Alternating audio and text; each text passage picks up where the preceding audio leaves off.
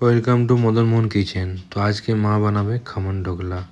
তো প্রথমেই নুন নিতে হবে, তারপরে দেখুন বেসন ঢেলে দিতে হবে, তারপর একটু গরম দুধ দিতে হবে, তারপর এইভাবে সুন্দর করে নেড়ে নিতে হবে।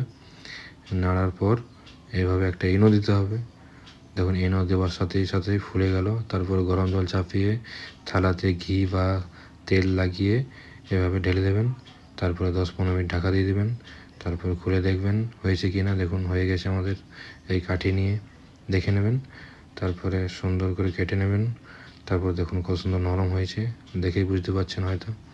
তারপরে ছোক লাগাতে হবে, কালো সরষে, জিরে, সাদা সরষে এবং কারি পাতা, কাঁচা লঙ্কা, মিছরি, একটু জল দিয়ে দেখুন হয়ে গেল।